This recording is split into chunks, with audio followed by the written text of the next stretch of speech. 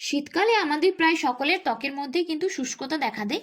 তারপর রোদের মধ্যে অনেকটা সময় কাটানো হয়, তার ফলে ত্বকের মধ্যে ট্যান পড়ে যায়, ত্বকের মধ্যে কোনো গ্লো থাকে না। অনেক কিছু ব্যবহার করেও ত্বকের মধ্যে কোনো উজ্জ্বলতা আসে না।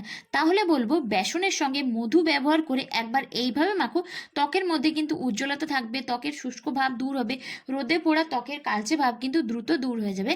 আর তার জন্য এই ঘরোয়া ফেস প্যাক আমি কিভাবে বানাবো সেটাই আজকে তোমাদের সঙ্গে শেয়ার করছি। আমি আমার নিজের ত্বকের জন্য যে রেমেডিগুলো করে থাকি সেগুলোই তোমাদের সঙ্গে শেয়ার করব।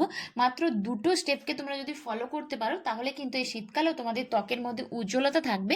আর এই রেমেডিটা কিন্তু ছেলে মেয়ে উভয়ে ব্যবহার করতে পারে। এই রেমেডিটা তোমরা কখন ব্যবহার করবে সব কিছুই আমি ভিডিওর মাধ্যমে শেয়ার করে দেবো। তো তার আগে বলবো, এখনো পর্যন্ত যারা চ্যানেলটিকে সাবস্ক্রাইব করেনি তারা চ্যানেলটিকে অবশ্যই সাবস্ক্রাইব করে রেখো এরকম নতুন নতুন রেমেডি পাওয়ার জন্য। তো চলো বন্ধুরা, ঝটপট করে আজকে রেমেডিটা দেখে নেবে চলো।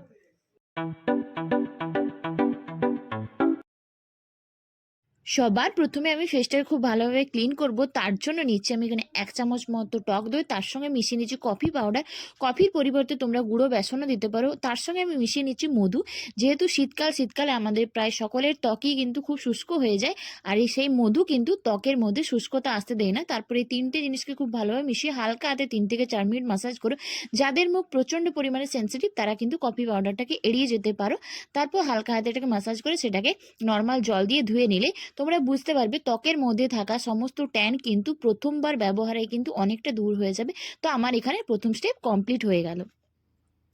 দ্বিতীয় স্টেপে আমি বানাবো ফেস প্যাক। তার জন্য নিচ্ছি 1 চামচ মতো গুঁড়ো বেসন, তার সঙ্গে মিশিয়ে নিচ্ছি হাফ চামচ মতো কফি পাউডার। কফির মধ্যে রয়েছে ক্যাফিন, যা আমাদের ত্বকের মধ্যে থাকা সান ট্যান, কালো দাগছোপ কিন্তু খুব সহজে দূর করে দেয়। তার সঙ্গে আমি মিশিয়ে নিচ্ছি 1 চামচ মতো মধু। মধু কিন্তু এই শীতকালে আমাদের ত্বকের জন্য খুবই উপকারী। তারপর আমি এখানে 1 চামচ মতো মধু, সেটাকে আমি এখানে মিশিয়ে নিচ্ছি। এর সঙ্গে মেশাতে হবে আরও কয়েকটা জিনিস।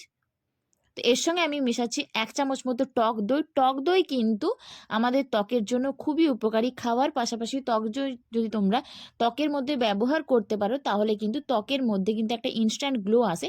তারপরে এই সব কটা উপাদানকে খুব ভালোভাবে মিশিয়ে নিচ্ছি। তোমরা চাইলে এটা হাতে পায়েও ব্যবহার করতে পারো। তার জন্য এটাকে তোমরা একটু বেশি পরিমাণে বানিয়ে তোমরা 2 থেকে 3 দিন পর্যন্ত এটাকে ফ্রিজের মধ্যেও কিন্তু স্টোর করে রাখতে পারো।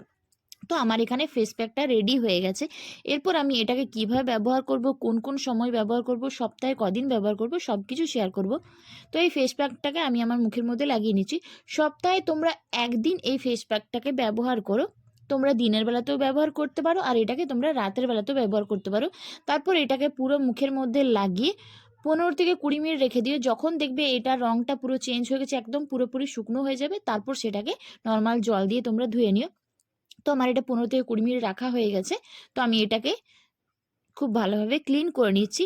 এবং সব শেষে তোমরা যে কোনো ধরনের একটা ময়েশ্চারাইজার এবং টোনার কিন্তু অবশ্যই ব্যবহার করে নিও। যদি তোমরা দিনের বেলায় ব্যবহার করে থাকো তাহলে তোমরা অবশ্যই সানস্ক্রিন কিন্তু ব্যবহার করো। এই রেমেডিটা কেমন লাগলো সেটা নিচে অবশ্যই কমেন্টস করে জানিও।